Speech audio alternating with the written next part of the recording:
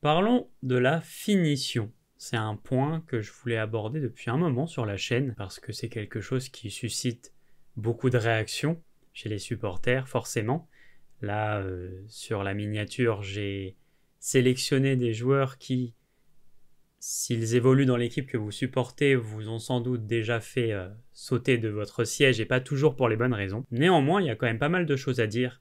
C'est un sujet très complet, très complexe et intéressant quand on se penche dessus parce qu'il y a pas mal de choses à en dire. Donc c'est pour ça que je voulais faire une vidéo en particulier sur ce thème-là aujourd'hui et on va forcément le traiter aussi sous un angle statistique. De quelle façon? Eh bien en utilisant les occasions nettes de but, les grandes chances.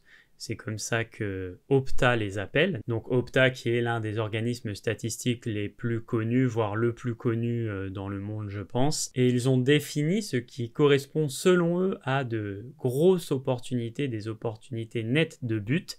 Alors la définition est ici, c'est une situation dans laquelle on peut raisonnablement s'attendre à ce qu'un joueur marque, généralement en 1 contre 1 ou à très courte distance lorsque le ballon a une trajectoire claire vers le but et que la pression exercée sur le tireur est faible ou moyenne. Les pénalités, donc en réalité penalty c'est un peu mal traduit, sont toujours considérées comme des grandes chances, donc des occasions nettes de but. C'est sur cette définition-là que nous allons nous appuyer, sur cette statistique-là, pour cette première partie de la vidéo. Et on va tout de suite s'attarder sur un joueur qui est l'une des têtes d'affiche, si on peut le dire comme ça, quand on parle de maladresse face au but. Eh bien, c'est Darwin Núñez.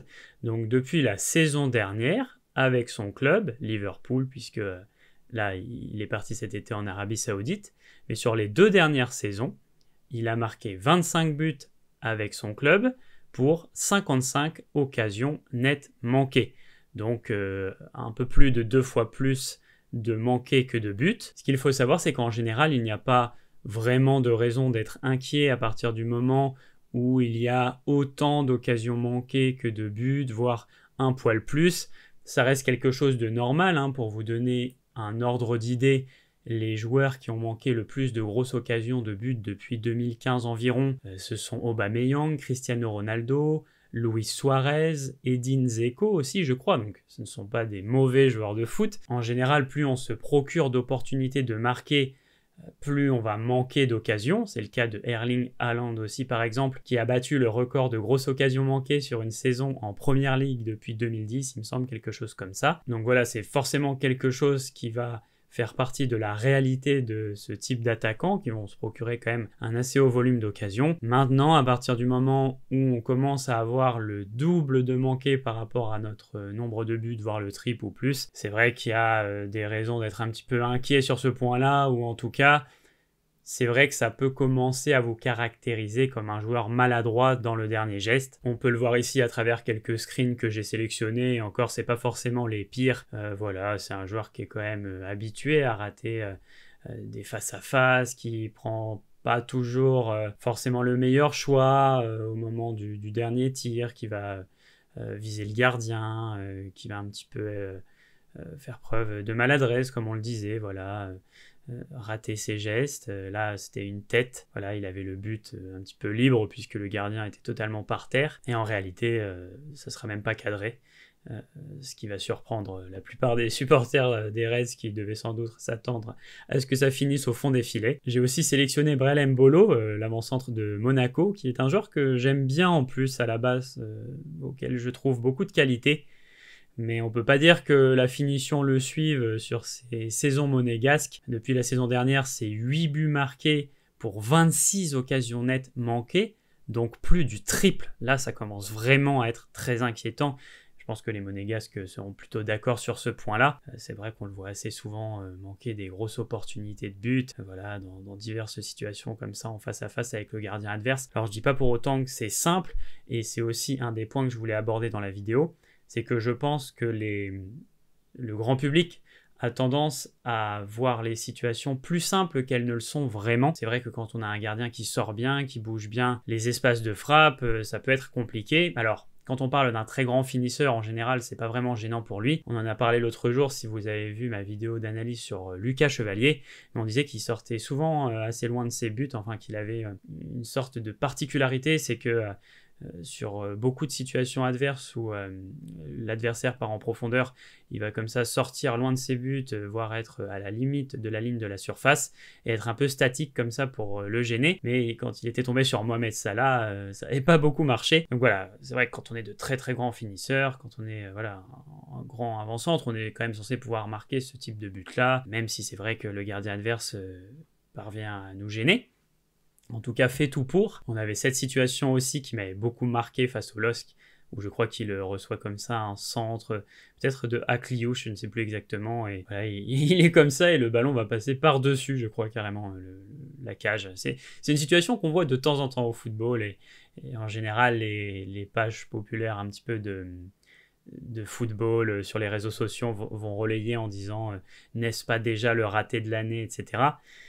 Mais c'est aussi une manière de vous montrer que c'est pas si rare que ça finalement. Il y a quand même beaucoup d'occasions manquées. La moyenne de grosses occasions manquées en Europe, ça va être 60%. Les équipes manquent en général 60% de leurs grosses occasions. Donc finalement, est-ce que ça nuancerait pas la notion d'occasion nette? C'est vrai que les attaquants d'élite, eux, ont tendance à avoir des ratios positifs, mais ça reste quand même très rare. En restant du côté de la Liga, on a aussi Emmanuel Emega qui a un ratio assez limite. Alors, je tiens à le dire aussi parce que je ne l'ai pas précisé en début de vidéo et il y a souvent une confusion de fait à ce niveau-là. Un but marqué n'est pas forcément une grosse occasion. Les 23 buts marqués ne sont pas 23 occasions nettes de but.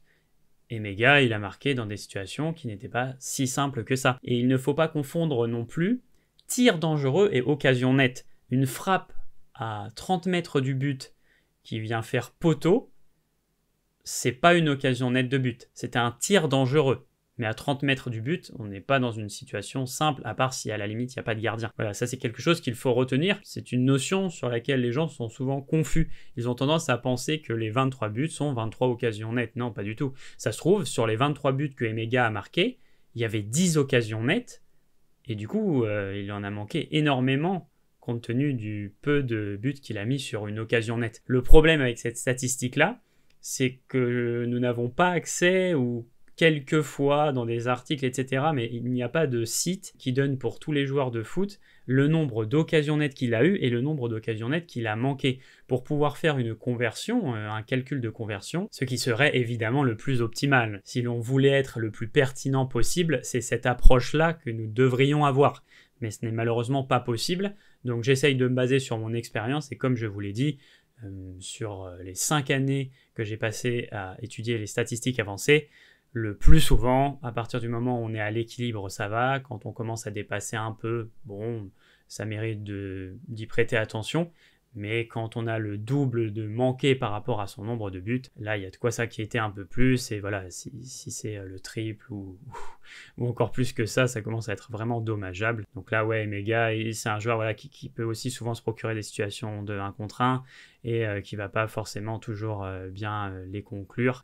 Voilà, si vous êtes supporter strasbourgeois, vous avez sans doute eu l'occasion de le voir au fil de la saison. Alors voilà, là, comme je vous le disais aussi, c'est pas forcément si simple que ça. Il y a Rouli qui est sorti, il y a Balerdi sans doute qui est quand même au marquage, qui essaye en tout cas de le contenir. Mais comme je vous le disais, voilà, des attaquants de très haut niveau sont capables de finir ces occasions-là en général.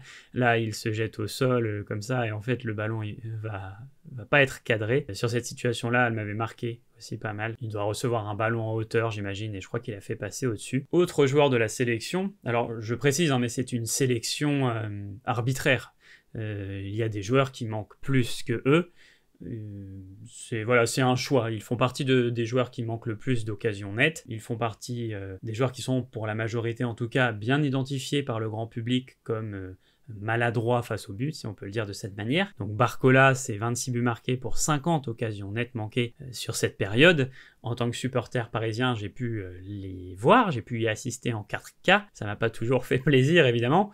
Il y avait celle-ci contre Liverpool où en réalité il part en profondeur. Sur le début de l'action, il fait un contrôle un peu long, du coup il ne tire pas directement, il continue son action comme ça, et du coup il va frapper, mais ça va être capté par Alisson qui avait fait un très gros match. Ici c'était contre Arsenal, donc j'ai pris une sélection de situations dans des grosses rencontres, parce que c'est vrai que ça a été assez frustrant, et ça montre aussi à quel point Barcola pourrait, mais on en parlera un petit peu après, franchement être un joueur d'élite. Et s'il avait marqué, selon moi c'est déjà un joueur d'élite, mais il a un step à passer pour être élite plus. C'est déjà un très bon joueur, mais il a encore une marge de progression, notamment dans ces rencontres-là. Et s'il avait marqué ce but, celui-ci, s'il avait marqué en finale contre l'Inter, en déposant son vis-à-vis juste avant, c'était une action magnifique. S'il avait marqué ce but contre le Bayern en Coupe du Monde des clubs, et celui-ci contre Nantes en Ligue 1, là c'est d'ailleurs au match qui a eu lieu, là le premier match de la saison 2025-2026. Mais voilà, s'il avait marqué lors de ces rencontres-là, je pense qu'il serait peut-être plus mentionné dans le top 10, voire top 5, parce qu'il aurait eu de nombreux buts dans des matchs références. En plus, il me semble que Barcola n'est pas nominé au Ballon d'Or, si je me trompe. Corrigez-moi si je me trompe peut-être, mais je crois que ça avait fait débat. Il y avait Pacho, Marquinhos et Barcola qui n'avaient pas été nominés. En tout cas, s'il avait marqué ces buts-là, je pense qu'il n'y aurait pas eu trop de doute. Il y aurait été sans doute assez haut. Donc voilà, Bradley Barcola, un autre joueur assez maladroit face au but. On a aussi Nicolas Jackson, qui est identifié comme un joueur quand même très critiquable dans ses face-à-face ou dans les occasions nettes qu'il peut avoir. Mais vous voyez, pour autant, il n'a pas un ratio si mauvais que ça.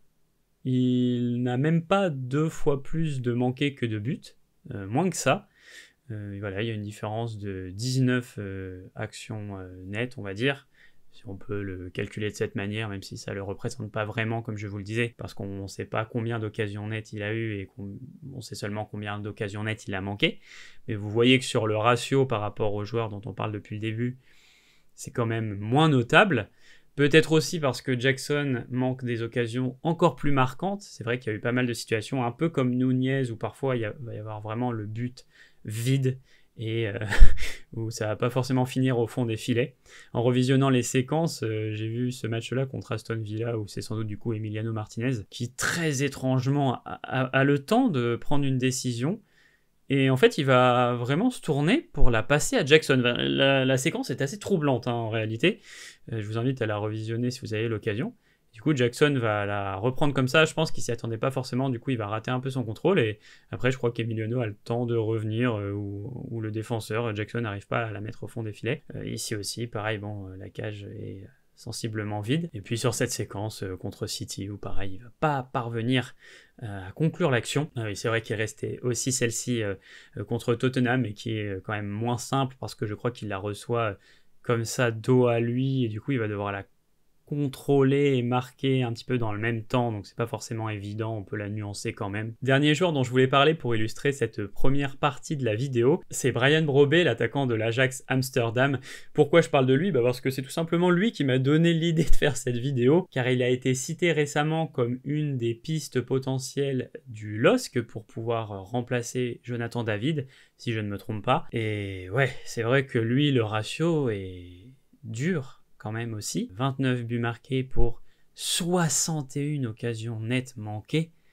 Oh, c'est compliqué. C'est vrai que c'est quelque chose qui échappe à la plupart du grand public, puisque la grande majorité des gens ne suivent pas forcément l'Eredivisie. C'est vrai que si on s'intéresse seulement aux buts qu'il a marqués, on peut se dire qu'une trentaine de buts depuis la saison passée, c'est pas mal. Mais en réalité, derrière ça, il y a 61 occasions nettes manquées, des sacrées occasions nettes aussi. Celle-ci est quand même un peu plus à nuancer, parce que c'est pas forcément simple. Il y a eu un petit cafouillage et le gardien se jette bien. Là, voilà, c'est un face-à-face qui est pas forcément simple à jouer non plus. En fait, je vous ai pris des grosses situations, mais voilà, j'ai pris celles que je trouvais. J'ai pas forcément sélectionné les plus franches. Voilà, celle-ci notamment contre la Real Sociedad, c'est vrai qu'elle était assez marquante. Mais voilà, tout ça pour dire que c'est lui qui m'a donné l'idée de faire la vidéo, parce que quand j'ai vu qu'il y avait des rumeurs de son arrivée au LOSC, ou en tout cas que Lille puisse s'intéresser à lui, je me suis penché un petit peu plus sur le joueur, et du coup j'ai pu observer ce grand écart entre le nombre de buts qu'il a marqué et le nombre d'occasions nettes qu'il a manqué. Alors maintenant qu'on a dit ça, je pense qu'on peut essayer de trouver le point commun de ces joueurs-là, des joueurs que j'ai cités précédemment, et ils en ont un, voire plusieurs. C'est qu'en général, ça va souvent être des joueurs qui vont se procurer un haut volume de situations en attaquant l'espace dans le dos de la défense adverse et qui va donc avoir en général une grande course à faire avec ballon, qui vont en tout cas souvent dépenser pas mal d'énergie. Ils vont avoir leur occasion après une course d'une 30aine de mètres, ils vont être assez épuisés, c'est souvent des joueurs qui vont répéter les appels dans le dos de la défense, qui vont parcourir pas mal de distance en sprint, et c'est pas anodin forcément, ça va les épuiser, qu'ils aient le ballon dans les pieds ou que ce soit des courses pour aller intercepter une passe en profondeur et ensuite se procurer une situation, eh bien en réalité ils vont devoir gérer plusieurs choses. Déjà pouvoir parvenir à rattraper le ballon, la passe qu'on leur adresse, la contrôler correctement, et c'est pas toujours des passes simples à contrôler, là on le voit ici, un ballon pour aller chercher Nicolas Jackson dans la profondeur. Aussi parvenir à soit distancer ses adversaires, soit les tenir au contact, puisque souvent ils vont être épaule contre épaule pendant leur course, et après ils vont devoir réussir à bien contrôler le ballon dans cette situation-là qui n'est pas évidente. Donc c'est vrai que c'est loin d'être simple. C'est des joueurs qui ont ces choses-là en commun, qui vont souvent faire preuve d'une assez grande débauche d'énergie, régulièrement jouer des situations de 1 contre 1 après de grandes courses dans l'espace libre en attaquant à la profondeur, qui doivent souvent essayer de se concentrer sur pas mal de choses, parce que je parlais de devoir gérer les défenseurs adverses, mais il faut aussi jeter un œil sur le gardien pour voir s'il est en train de sortir, comment est-ce qu'on va devoir gérer l'occasion. Donc ça demande en réalité une énorme lucidité couplée à une immense qualité technique pour pouvoir faire la différence en contrôlant le ballon, se l'emmener correctement. C'est pareil pendant sa course, ne pas le pousser trop loin. Enfin voilà, ça demande énormément de facteurs à prendre en compte, et voilà, ce sont des joueurs qui vont assez régulièrement être dans ce type de physionomie-là. Forcément, quand on pense à ça, on pense à un autre joueur, il s'agit de Ousmane Dembélé, qui effectivement se retrouvait souvent dans ce type de situation. On peut le voir ici face au match de Ligue des Champions contre Gérone en début de saison, où il va être trouvé dans la profondeur, dans son propre camp, donc il n'y a pas de hors-jeu. Et voilà, c'est pareil, il va partir d'ici, et après, à partir environ du rond central, il va devoir gérer sa course, contrôler le ballon correctement en évitant de trop la pousser, avec son vis-à-vis qui lui n'a pas le ballon dans les pieds, donc qui va pouvoir avoir on va dire plus de facilité à la course et rattraper Dembélé. Et voilà, on a le défenseur à gérer, en tout cas le joueur qui revient sur nous, notre conduite de balle, le gardien adverse, essayer de tout bien faire. Et c'est vrai que c'est forcément compliqué, il n'y a que quelques joueurs d'élite pour qui c'est une formalité, mais voilà, c'est vrai que sur cette situation-là, il avait fini par se faire rattraper par le joueur de Gérone, et puis voilà, ça a été récupéré par le gardien adverse. On voit Bradley Barcola qui lève les yeux au ciel en se disant « Mais pourquoi est-ce qu'il ne m'a pas fait la passe avant ?» Mais comment on a pu manquer cette situation-là? C'est vrai que c'était assez frustrant, mais c'est quelque chose qui a été réglé, puisque aujourd'hui Dembélé est l'un, si ce n'est le favori pour le Ballon d'Or, et s'il a marqué autant de buts cette saison, c'est notamment par son repositionnement, même si quand on regarde sa hitmap et ses touches de balle, il a essentiellement évolué sur l'aile droite du terrain avec ballon, mais en réalité au moment d'arriver dans la surface, au moment de la conclusion des occasions, c'était pas rare de le voir se réaxer pour être un peu en bout de chaîne. Voilà, c'était plus des situations où il devait avaler l'espace avec ballon. En réalité, c'était des situations où on allait le trouver sur un centre. Voilà, lui, il est déjà plutôt bien placé, libre comme ça. Voilà, sur cette séquence-là où c'est Barcola qui vient, même chose, lui adresser un centre à ras de terre. Il n'a plus qu'à la pousser au fond des filets. Ici, peut-être Désiré Doué, hop, qui va centrer sur lui. Alors, elle n'est pas forcément évidente, hein, celle-là, mais voilà, il faut qu'il reprenne le ballon pour pouvoir marquer. Comme je vous le dis, il n'a pas eu avant ça, à faire de très grandes courses dans l'espace vide, à contrôler le ballon sur de très longues distances. On a celle-ci aussi contre Monaco. Voilà, son placement fait qu'il va pouvoir profiter un petit peu d'un cafouillage, aller au pressing et la mettre au fond des filets. Alors, Par la suite, au cours de la saison, il a pu mettre des buts nettement plus compliqués que cela. Il a mis aussi beaucoup de buts en attaquant l'espace derrière la défense. Mais je pense que ces situations-là ont permis de le faire marquer et du coup de lui redonner confiance pour que par la suite il puisse être pleinement, optimisé, on peut le dire de cette manière, le plus en confiance possible pour pouvoir marquer des situations qu'il manquait précédemment. Alors, est-ce que c'est forcément négatif? Est-ce que c'est forcément mauvais signe de manquer beaucoup d'occasions comme ça? Je voulais prendre l'exemple de Karim Benzema en Coupe d'Europe pour vous l'illustrer. On se rend compte que sur les saisons 2015-2016 et 2016-2017, je n'ai pas les précédentes, il manque plus d'occasions qu'il ne marque de buts. C'est très marquant sur la saison 2016-2017, plus du double. Au total, ça fait 9 buts pour 18 manqués. Par la suite, il parvient à rééquilibrer un petit peu le ratio, 10 buts pour 6 manqués. Les 2 saisons d'après, 11 buts, 14 manqués. Pour au final, lors de la saison 2021-2022, être dans une apothéose individuelle, son prime, la saison du Ballon d'Or, et 15 buts, 2 grosses occasions manquées seulement.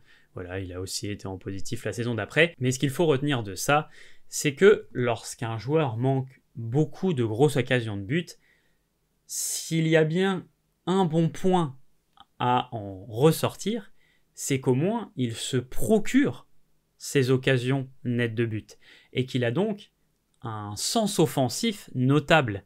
C'est bien plus rassurant selon moi qu'un avant-centre, qu'un attaquant soit en mesure de se procurer un très haut volume de situations de but, même s'il doit en manquer, que l'inverse, parce que ça montre au moins qu'il a un réel flair de buteur.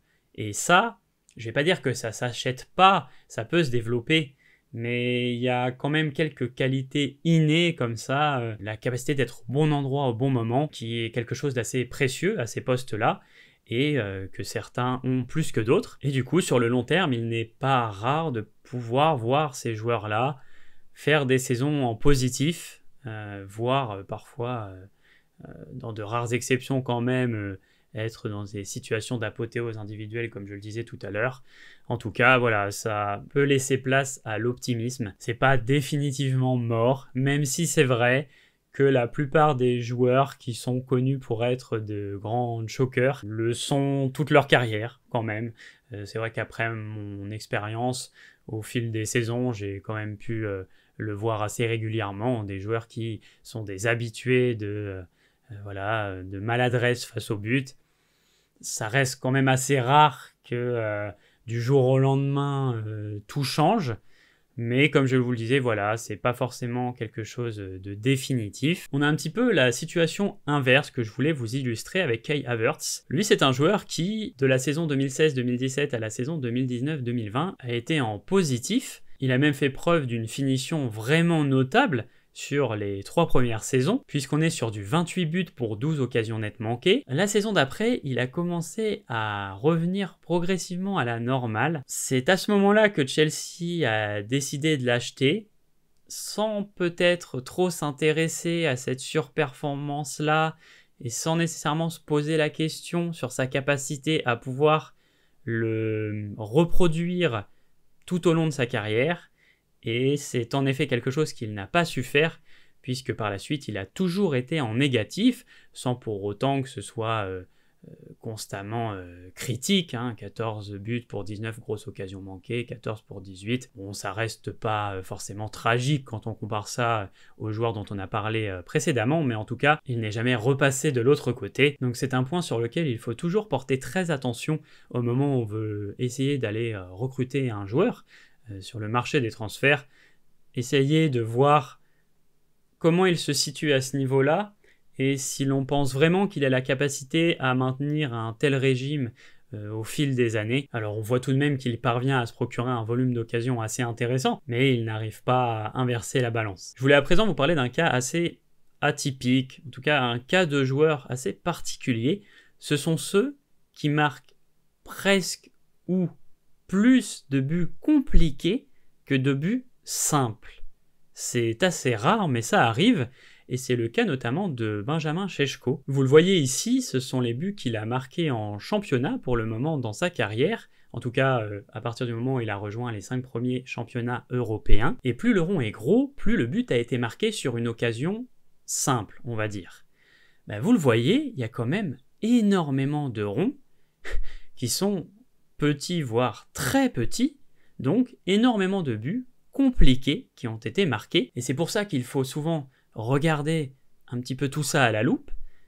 On pourrait avoir l'impression en regardant les statistiques de buts et de grosses occasions manquées que c'est un très bon finisseur, puisqu'il va souvent avoir moins de grosses occasions manquées que de buts marqués, mais c'est aussi parce qu'il compense avec un haut volume de buts compliqués, qui compense des potentielles grosses occasions manquées derrière, et le fait qu'il ne se procure peut-être pas tant de grosses situations de but que ça, pour un avant-centre. C'est vrai que quand on parlait à des gens qui le voyaient jouer assez régulièrement, c'est quelque chose qui pouvait revenir, que c'était un joueur qui était souvent plus fort pour mettre des buts venus de nulle part, que de marquer dans des situations de 1 contre 1 où il pouvait parfois avoir du mal. On se rappelle du match face au Real Madrid en Ligue des Champions, voilà, où les gens lui étaient un petit peu tombés dessus. C'est forcément une image européenne qu'il a laissée dans l'esprit des gens, mais qui correspond un petit peu à la réalité des faits. C'est-à-dire que c'est pas forcément le meilleur quand il s'agit de conclure des occasions simples. Alors peut-être qu'il va arriver à se développer à ce niveau-là avec le temps, et ça reste quand même bon signe de pouvoir marquer dans des situations compliquées, parce que quand on est face à des équipes en bloc bas ou quand notre équipe ne trouve pas la solution, eh bien on va pouvoir désamorcer la situation. Donc voilà, ça reste quand même des joueurs plus à ce niveau-là. Le next step, c'est de pouvoir équilibrer les deux. On a un autre très bon exemple de ça, encore plus marquant, c'est Lamine Yamal. Ses buts en championnat, encore une fois, dans sa carrière. Et on voit que là, la différence est quand même assez marquante, puisqu'on voit qu'il a en réalité 4 buts assez simples, et encore pour une dizaine de buts compliqués marqués. C'est un des réels axes de progression du joueur. On sait qu'il a sa spéciale. Voilà, il est très fort quand il arrive comme ça aux abords de la surface après une course, un petit peu comme Arjen Robben. Pour Lamine Yamal, sans doute que une frappe aux abords de la surface dans cette zone-là, c'est plus simple que pour la majorité des joueurs parce que il maîtrise cette technique de frappe-là. En revanche, quand il s'agit de situations plus aisées, il peut parfois avoir plus de mal. C'est l'une des choses sur laquelle il doit progresser, la capacité à convertir les situations nettes de but et aussi à s'en procurer plus, parce que c'est pas un joueur qui a un si haut volume d'occasions franches que ça. La plupart des frappes qu'il va tenter sont voilà, dans ces zones-là, ces zones un petit peu préférentielles, que ce soit entrée de surface, entrée de l'angle de surface, ici, ou voilà, aux abords, comme on le disait précédemment, pour sa spéciale, parce que c'est vrai qu'il a une bonne frappe de loin, mais voilà, on va un petit peu moins le retrouver, jouer des 1 contre 1 contre le gardien, ou se procurer des vraies situations franches, et s'il veut pouvoir devenir un extraterrestre, il ne l'est pas déjà, mais en tout cas, avoir des volumes de buts assez ahurissants, passer ce step-là au niveau du dernier tir, c'est le point sur lequel il va devoir progresser. Je vous ai pris quelques exemples de joueurs, ces extraterrestres de la finition, qui ont, tout au long de leur carrière, parfaitement réussi à allier la capacité à marquer des occasions simples et à marquer sur des situations compliquées, et donc, avec un très haut volume de buts, maintenir tout de même un ratio positif face à leurs grosses occasions manquées. Pour Cristiano Ronaldo, entre 2015 et aujourd'hui en club, c'est 364 buts marqués pour 267 occasions nettes manquées. Pour Lionel Messi, 351 buts pour 159 manqués seulement. Le ratio est fou quand vous le comparez aux autres joueurs présents ici, c'est vraiment un alien. Pour Harry Kane, 330 buts pour 201 manqués, donc c'est vraiment très correct également.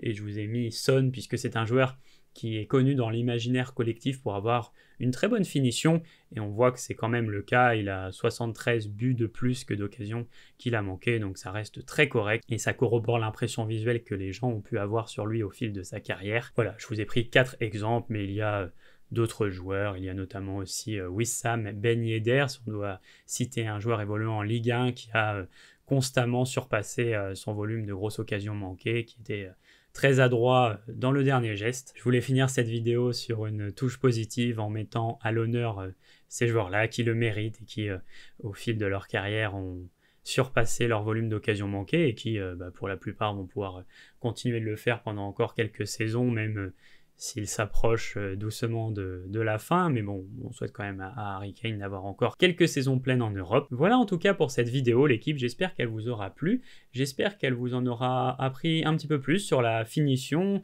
sur comment est-ce qu'on l'évalue du côté des statistiques avancées, sur comment interpréter le rapport entre nombre de buts marqués, grosse occasion manquée, sur aussi le fait qu'une grande partie des situations que le grand public peut percevoir comme simples ou évidentes ne le sont pas tant que ça, sur le fait qu'il y a une poignée de joueurs qui parviennent à réellement surpasser le nombre d'occasions qu'ils ont manquées tout au long de leur carrière, tout en maintenant un très haut volume de buts. Ça reste quand même rarissime, donc voilà, c'est à nuancer. Le joueur médian aura à peu près autant de grosses occasions manquées que de buts, voire la plupart du temps un peu plus ou beaucoup plus. Retenez aussi qu'il peut toujours y avoir de l'optimisme face à un joueur que l'on trouve régulièrement maladroit face au but, parce que peut-être qu'il rejoindra une équipe qui saura le mettre dans des conditions différentes, ou que son coach actuel, voire le prochain, trouvera des situations qui pourront le faire marquer plus de buts, comme on a pu le voir avec Ousmane Dembélé, et par la suite peut-être le débloquer mentalement et donc lui permettre de conclure des situations qu'il n'aurait pas conclues auparavant. Voilà, il y a tout un tas de choses à dire sur le domaine de la finition qui sont très intéressantes.